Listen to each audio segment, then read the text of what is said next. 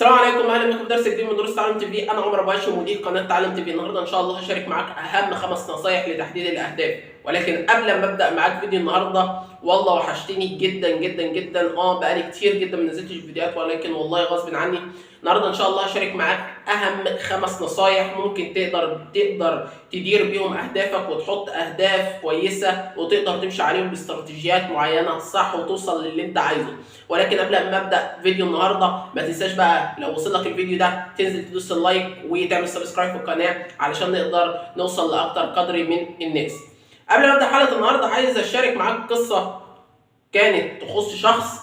القصه دي كانت عباره عن شخص عنده 20 سنه. في يوم من الايام ما كانش بيعرف يدير وقته صح، ما كانش عارف يدير اسبوعه صح، ما كانش عارف يحط خطه يقدر يمشي عليها بقيه اليوم، ما كانش عارف ايه اللي ناوي يعمله بعد كذا سنه. وباختصار الشخص ده باختصار انا شخص كنت مبعتر، ما عرفتش ايه اهميه تحديد الاهداف لما حسيت ان الوقت بيضيع مني والسنين بتضيع من حياتي وانا مش عارف ايه الخطوه الجايه اللي انا ناوي اشتغل عليها. عشان كده النهارده هشارك معاك 5 نصايح تقدر تمشي عليهم، واللي انا قدرت ان انا اوصل لحاجات ما كنتش اتخيل ان انا في يوم من الايام اوصل ليها الا بسبب ان انا حددت اهدافي وحددت استراتيجيات معينه قدرت ان انا امشي عليها. عشان كده النهارده ان شاء الله هشارك معاك اهم 5 نصايح فادوني في تحديد اهدافي.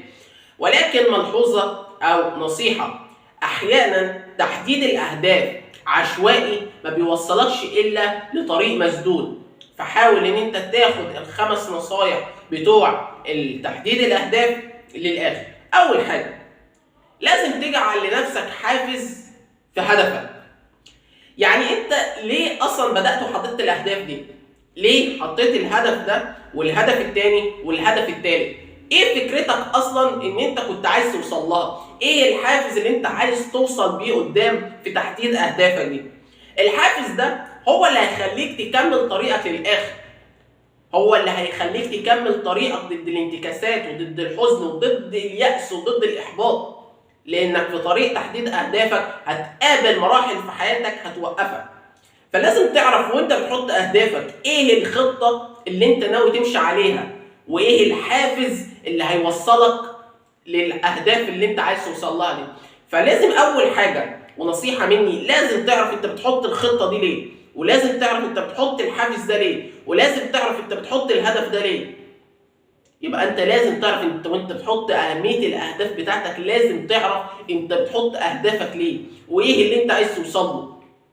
لما تعرف اللي انت عايز توصل له في تحديد اهدافك والحافز او الباور اللي بيشدك لقدام كل ما انت عايز تستسلم، هو ده الحافز اللي انا عايز اعرفه. عايز اعرف انت ليه حطيت اهدافك دي. لازم تعرف انت حطيت اهدافك دي ليه عشان توصل لايه، عشان وانت ماشي كل ما تقع تفتكر الحافز اللي انت عايز توصل له في تحديد اهدافك. فاول حاجه من تحديد الاهداف او ضبط الاهداف بتاعتك، لازم اول حاجه تحدد الهدف او تحدد الحافز اللي يمشيك تقدر تكمل بيه هدفك. الحاجه الثانيه، معرفش انت سمعت عنها ولا لا، الا وهي حاجه اسمها سمارت جولز. الا وهي اسمها ايه؟ سمارت جولز، اللي هي تحديد الاهداف بذكاء. ودي تندرج تحتها حاجتين او 3. اول حاجه التحديد او المحدوديه، انا بسميها المحدوديه. حاول دايما تحدد اهدافك، حاول دايما تعرف انت عايز ايه، عايز انهي هدف، ايه اهم الاولويات. اكتب كل اهدافك، الاهداف بتاعتك كلها، وابدا اختار اهم الاولويات، علشان وانت بتحدد هم دول اهم الاهداف اللي انت تقدر تمشي عليهم، ودي اهم الحاجات اللي انت عايز تنجزها. الحاجه الثانيه من السمارت جولز او ان الاهداف بالذكاء، الحاجه الثانيه ان هي تكون قابله للقياس. يعني ايه قابله للقياس؟ قابله للقياس ان انت تقدر كل فتره تدير او تقيس اهدافك دي، هل انت وصلت لايه؟ هل انا وصلت اللي انا عايزه ولا لسه؟ علشان تقدر تعرف انت ماشي صح ولا غلط. كل فتره وكل اسبوع وكل يوم ولو كل دقيقه كمان تقدر تدير حياتك صح، ان انت تختبر اصلا انت ماشي صح ولا لا. فلازم تحدد هل هي قابله للقياس ولا لا. يبقى انت كل اسبوع لازم حاجه تعملها، ان انت تدير وتعرف هل انت ماشي صح ولا غلط. الحاجه الثالثه وممكن تبقى ساذجه بالنسبه لك، ان انت لازم تحطها بوقت. تحديد الوقت في الاهداف مهم جدا، لان احيانا الشخص بيسوف في تحديد الاهداف ويقول بكره هبدا تحديد الاهداف، وبعده هعمل الهدف ده، وبعده هعمل الهدف ده، وفي الاخر انت ما بتوصلش غير لطريق مسدود. فلازم تحط لنفسك تايم او وقت معين، انا في الوقت ده هوصل. انت في الاول هتحس ان انت عليك ضغط شديد جدا علشان انت عايز توصل للي انت عايزه او الهدف اللي انت عايز توصل له، ولكن انت حاطط وقت لنفسك، يبقى انت لازم تلتزم بيه. يبقى انت لازم في السمارت جولز او تحديد الاهداف بذكاء عندك 3 حاجات: ان هو يكون محدد، ان انت لازم تحدد اهدافك.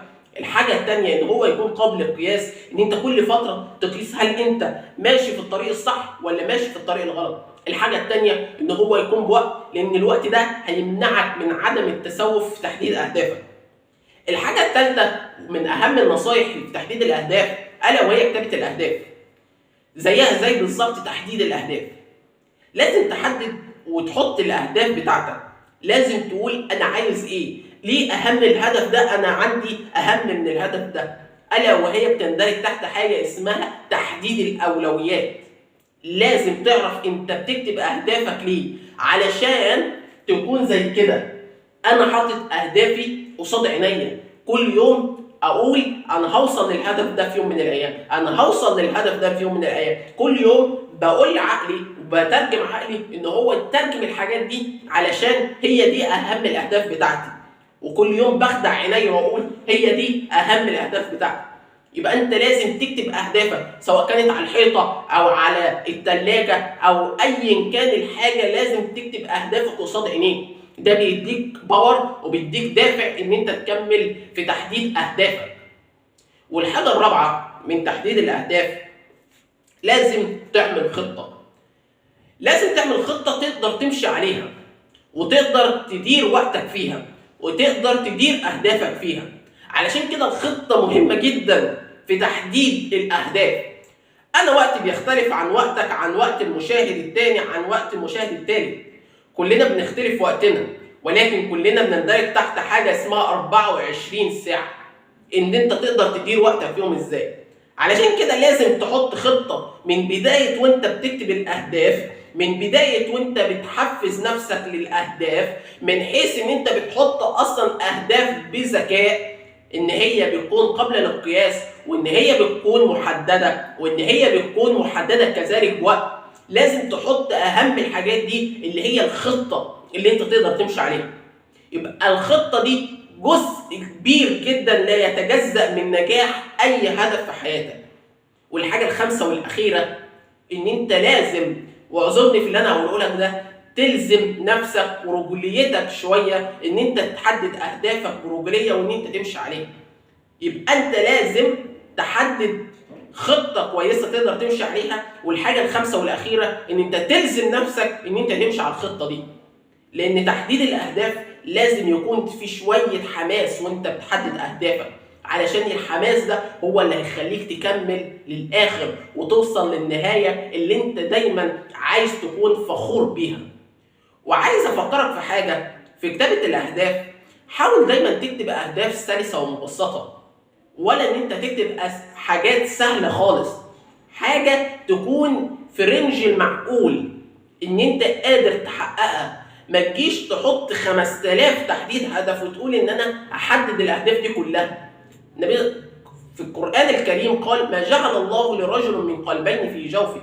مستحيل انت هتركز في الحاجات دي. عشان كده بقول لك حاول دايما ان انت تحدد اهم الاولويات بالنسبه لك. فانت ولا تحط اهداف صعبه وتخسر الوقت وفي الاخر هتحس بالاحباط واليأس ومش هتكمل، ولا تحط اهداف سلسه مبسطه تخليك ما تشعرش بالحماس والحاجه اللي انت نفسك تفتخر بيها. علشان لما تحط اهداف سهله ومبسطه، ده لما تيجي تحط اهداف صعبه او تعلي ليفل الصعوبه شويه هتحس ان انت مش قادر تكمل الاهداف دي. عشان كده حاول ان انت تحدد اهم الاولويات وتكون مبسطه. ودي اهم ال5 نصايح اللي بالنسبه لي فادوني جدا جدا جدا في تحديد الاهداف. وخليني اراجعهم معاك تاني. الحاجه الاولى ان انت تحط حافز معين في تحديد اهدافك. الحاجه الثانيه ان انت تحط اهداف بذكاء اللي هي اسمها سمارت جولز، ودي بيندرج تحتها بيندرج تحتها 3 حاجات. اول حاجه التحديد، الحاجه الثانيه ان هي تكون قابله للقياس، الحاجه الثالثه ان هي تكون محدده بوقت. الحاجه الرابعه واللي جيت قلت لك عليها، او الحاجه الثالثه واللي قلت لك عليها، ان انت لازم تكتب اهدافك، لازم تقول انا هعمل ايه وايه اهم الاولويات. والحاجه الرابعه ان احنا قلنا لازم تحط خطه تقدر تمشي عليها، لان الخطه جزء لا يتجزأ من نجاح اي هدف. والحاجه الخامسه قلت لك لازم تجبر نفسك ان انت تمشي على الخطه دي. الخلاصه يا صديقي، محدش هينفعك ان كنت انت اصلا مش نافع نفسك. ان الله لا يغير ما بقوم حتى يغيروا ما بانفسهم. لازم انت اللي تبدا تغير من نفسك، انت اللي لازم تاخد الخطوه الاولى، انت اللي لازم تاخد الخطوه القادمه، عشان ربنا لما يشوفك ان انت بتتعب ازاي يوفقك للطريق اللي انت عايزه.